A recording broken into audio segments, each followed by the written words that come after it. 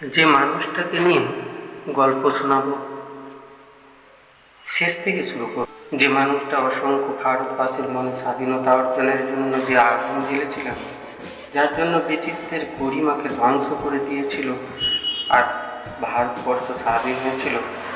হ্যাঁ, শেষ থেকেই শুরু করছি। সেই মানুষটির অন্তর্ধানের সময় থেকে দ্বিতীয় বিশ্বযুদ্ধে জাপান যখন পর্যুদস্ত, অস্ত্র রসদের অভাবে যখন বহু আজাদ হিন্দ বাহিনীর সেনা ব্রিটিশদের হাতে বন্দী। 1945 দ্বিতীয় বিশ্বযুদ্ধ শেষ, দিল্লির লাল কেল্লায় যখন সেই আজাদ হিন্দ বন্দী সেনানীদের বিচার পর্ব শুরু হয়েছে, আবার উত্তাল হতে শুরু করলো আপামর ভারতবাসী। যে পর্বে ছাত্র থেকে শুরু করে আবাল বৃদ্ধ বনিতা সারা দেশ সহ কলকাতার পথে পথে আন্দোলন ধর্মঘট শুরু করল। হ্যাঁ, ব্রিটিশরা বুঝে গেল সক্রিয় সুভাষের প্রভাব ভারতবাসীর মনে যতটা শক্তিশালী ছিল, অন্তর্ধানের পর তার প্রভাব আরও অনেক বেশি শক্তিশালী মনে হয়েছিল ব্রিটিশদের কাছে। হ্যাঁ, সব কাহিনী ধীরে ধীরে বলছি।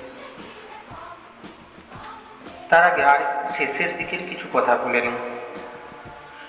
রাসবিহারী বসুর পর নেতাজি যখন আজাদ হিন্দ বাহিনীর দায়ভার গ্রহণ করে সর্বোচ্চ সেনাপতি হলেন, 1943 অক্টোবর মাস সিঙ্গাপুরে তিনি গড়ে তুলেছিলেন অখণ্ড ভারতবর্ষের অস্থায়ী সরকার, যার প্রধানমন্ত্রী তিনি নিজে, বিদেশমন্ত্রী প্রতিরক্ষামন্ত্রীও তিনি নিজে।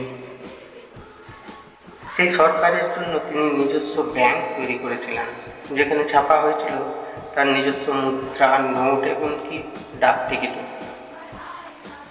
সংক্ষেপে বলেন, যখন মুষ্টিবদ্ধ প্রতিজ্ঞায় হাজার হাজার পুরুষ মহিলা তার বাহিনীতে সশস্ত্র অবস্থায় অখণ্ড ভারতবর্ষকে স্বাধীন করার জন্য ব্রিটিশদের বিরুদ্ধে যুদ্ধের জন্য তৈরি হচ্ছিল, ভারতবর্ষে তখন হাজার হাজার লাখ লাখ ভারতবাসী ছটফট করছিল দরজা খুলে অপেক্ষায় সেই বাহিনীর সাথে যোগ দেওয়ার জন্য।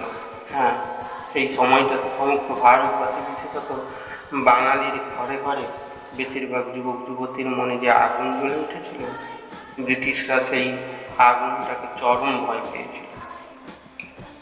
সেই ভারতবাসী আজাদ হিন্দ বাহিনীর জন্য তাদের জমানো সর্বস্ব ধন সম্পত্তিও দান করেছিলেন। হ্যাঁ, এরকমই অনেক গল্প শোনাব। আজাদ হিন্দ বাহিনীর বীর পরাক্রম যুদ্ধের কথা, আজাদ হিন্দ বাহিনীর জন্য সর্বস্ব দান করা মানুষগুলোর কথা, অবন্তী ভারতবাসীর মনে যে উদ্দীপনা তৈরি হয়েছিল, সমস্ত।